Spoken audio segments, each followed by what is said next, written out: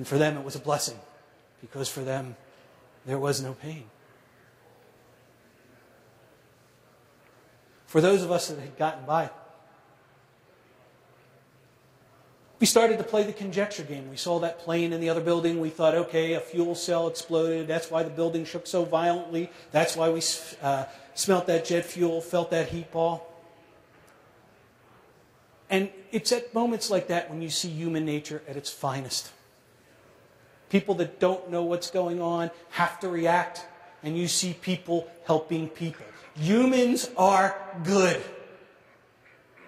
And they try to be good. And that's what everybody did. We teamed up. We coached and coaxed each other down the steps. Some of the observations going down the steps at that point were fairly comical. For instance, I have never seen at one place and one time so many pairs of women's shoes. Now think about this. You're 70 flights of steps above the ground and you're in 3 or 4 inch heels? No way. Off went the shoes. A lot of barefooted women that day. If you wanted a laptop computer, that was your day. There was more electronic equipment inside that fire stairwell than in a bankrupt Circuit City store. I mean, there were backpacks, overcoats, briefcases, you name it. Stuff was just ditched to the side. And despite what you may have heard or read, those stairwells were plenty wide enough to get by. 2, 3, 4 people wide at certain points in time. Until the 35th floor. And that's the chance we had for the first time to encounter the police, the firefighters, and the paramedics from New York City and the Port Authority. They knew that they were marching into the bowels of hell. And they knew that they were going up, and they knew that they were not going to come back. Right at that time, there was a guy, clearly a maintenance guy from the building. He had been walking along with us for a long time. And he was to my left. And he had with him one of those Nextel phones. Arguably the most annoying invention God ever allowed us to create. With the walkie-talkie feature. And this thing had been amazingly quiet the entire time. And then all of a sudden, when we saw the police and firefighters and the paramedics, this thing started to belch and beep and make all kinds of electronic noise, and we hear this voice cry out, "We're on 82, we can't get down, we don't know what we're going to do." And this guy, he's right next to me. He stops dead in his tracks and turns around. I looked at him and I said, "What are you going to do, man?" And he said, "I don't know. But I got to save my friend." As we made our way down the steps, we were approaching about the 15th floor, and we were at about 18 when we heard the next character of the day that we encountered. And we heard him on 18, even though he was on 15, because he had an electronic bullhorn, one of those electronic megaphones. And this guy was singing at the top of his lungs. But it was his messages that he interspersed through this horrible singing that really gave away what he was there to do. He'd stop and he'd say, "This is a day you're never going to forget. This is a day that's going to go down in history. You'll always remember where you were on September 11, 2001. You see, this guy was a security guy from the building. If you know the story of the Titanic, the captain tells the musicians, go up on the deck, play music, keep them calm, get them off the boat.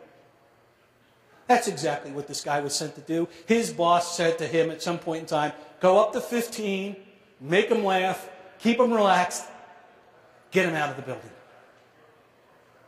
How many people did that man save that day? How many? While giving up his own life. How many? When we got down to the lobby, we looked out the big arching glass windows and you couldn't believe what you saw. The twisted steel, the crumbled concrete, and the red blotches. And you knew what the red blotches were. They couldn't let us out of the building at that ground level at that point in time, so they started to escort us down into the concourse level of the building. And if you've ever been in the World Trade Center concourse, it was a rat maze of a place. And that was the first chance we had to see people who were really in a bad way. People with missing limbs, gaping wounds, real blood and gut stuff. And that human nature that I mentioned before, it takes over. And you want to reach out and you want to help somebody. But you could not do it that day because there were so many firefighters, police, and paramedics there. I've never seen at one place in one time such an outpouring of caring, of concern, of love. And those of us that were okay, the herd mentality takes over. You hope somebody at the front of that herd knows where they're going. And if you're not from New York and you're down in that concourse, those signs meant absolutely nothing. Red, blue, green, 1, 2, 3, L, K, N, uptown, downtown, Bronx, you have no idea where you're going. So you follow somebody, and I heard somebody yell out, we're going to go up to the northeastern end of this concourse. That's the furthest away from the buildings we can get. Sounded good to me. It made some sense in that moment. And I followed this person, and we're going, we make this right, and we're about ready to hang a left towards that far corner of that concourse. And there it is, ladies and gentlemen. Starbucks. And it's open. And there are people in line. I kid you not. I kid you not. And we got up to that northeastern end, and we started to make our way up escalators that were no longer escalating and walking our way out. David Duffy, a friend of mine, a guy who is my treaty reinsurance broker, one of the smartest human beings I know, calls out my name. I look behind him. I see him, and I said, David, my God, what are you doing here? And then I stopped myself. I said, wait. You work on 54. That's right, that's right. Why are you behind me? He said, what do you mean? I said, well, I started at 105. You're at 54. Why are you behind me? You don't want to know. I said, oh, yeah, I got to know. He said, well, I was about halfway down, and I realized that we might not get back in the building tomorrow, and I'm in charge of the Yankees tickets. So I went back up the steps to get the Yankees tickets. The smartest human being I know went back up the steps to get the Yankees tickets. Now, had they been Cubs tickets, I could understand, but they were Yankees tickets. Just again, proof positive that even the smartest don't always think. But thank God I met David that day, because when we got out of the building, I had no clue where I was going to go. He said, hey, why don't you come with me? I live up on the Upper West Side. I'm going to start walking up there. I haven't seen my wife. I need to talk to her. She works on the 40th floor in the North Tower. Come with me. We were 8 blocks north of the building.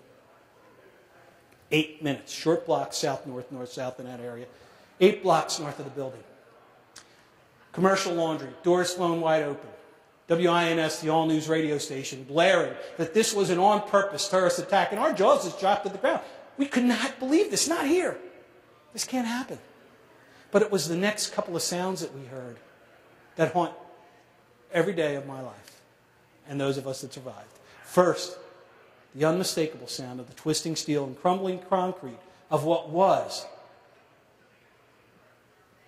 the South Tower, the building that we had been in just 8 minutes earlier, coming to the ground. And even more hauntingly, the sound of millions of people on the streets of New York, all screaming the same blood-curdling scream, all at the same time. And the buildings were down. Come on, we're going. I said, where? He said, we're getting on the train. I'm going home. You're going with me. We walk over. We go 2 stops up from 17th Street to 32nd Street, Penn Station. Amtrak did a great job that day, running everybody out of town that they could. All the trains from New Jersey came in empty, took out as many people as they could. We got into the train station, and him and I looked like tourists because we got off the train. He knew I wanted to get back to Philadelphia, where I started that day, and where my mom and dad still live. We got out of that train, and we looked around, like I said, like 2 tourists, and there's this woman in her finest New York accent, and she says, where you going, honey? And I said, I got to go to Philadelphia. She says, right down here. There's a train about to take off. And I reached into my pocket to hand her my return ticket, and she looked at me and said, are you kidding me? We're not collecting tickets today, sweetie. 80 minutes to Philadelphia. Train packed with people. Not a word was spoken. There were no words to say. And I got off the train, and I got in the rental car and drove to Northeast Philadelphia. Drove to Northeast Philadelphia to my mother and father's house. I got to tell you guys, love your mothers. Love your mothers. Because I got to the front of the house, and there's my mom on the stoop. She comes running down, and she gives me this big bear hug, pats my bald head, and sobs, my baby. My baby. Didn't have the heart to remind her that I was the oldest one. And I got back in that rental car early that morning and made the 14-hour drive back to Aurora, Illinois, where I lived at that time, in about 11 and a half hours. When I was about 5-10 minutes out of Aurora, where we lived, and I called my wife for what was probably the 50th time that morning, and I said, hey, I'm almost home. And she said, okay, well, and I said, you got something better to do? And she said, no, they're having a mass at church. And I thought, she said, stop. It's a good day to go to church. And I pulled down the Yola Road to Our Lady of Mercy Church. I tried to pull into the parking lot, and you would have thought it was Christmas or Easter. There was no room at the end. And I illegally parked on the street. And I don't know if I was more afraid when I walked into the back of that church or the day before. All those thousands of pairs of eyes staring back at me, knowing where I had been. And I looked over to the right, to the pew where we always sit. For Roman Catholics, we always sit in the same pew. And there's my wife. And a couple of my kids and my friends. And my wife, who isn't the person to exhibit this type of behavior, jumps over the back of the pew and runs to the back of that church and gave me the greatest hug and a kiss a man could ever want. And I knew at that moment that I was home. There are no guarantees. 3,000 innocent souls showed up for work that beautiful September morning, leaving behind spouses, children, partners, and friends. And don't put off expressing your love for those you care for, because they need, and you need, to hear it and say it every day. Big lesson number 2. We are not invulnerable. In the most violent way, we as Americans found out that day that there was no magic wall that keeps us any more protected from the forces of evil than any other citizens of the world. It's not safe, it's not wise to assume any level of impenetrability. But we also must not live in fear. Rather, we need to recognize those who try to hurt us and be aware of their causes and their actions. And we need to pre-act, not react accordingly. We need to be on guard, and yet we need to be who we want to be. For our safety and security to endure, we need to live bravely and not in fear. The battle that we fight with the terrorists is much more one of philosophy than it is of guns and weapons. You and I can't fight that battle with guns or weapons, but we can fight that battle daily by simply doing whatever it is we do, whether it's a security person, a meeting organizer, a husband, a wife, a grandparent, whatever it is that we do. If we do that just a little bit better today than we did yesterday, and do it without fear of unexpected reprisal, if we fortify and expand rather than contract or make vulnerable our style of life every day, and don't give in to the scare tactics, we win. I don't ask for payment. I never seek payment for my presentations. But I do seek payment from each and every one of you in one way, and in one way only. To always remember and to never forget. God bless America.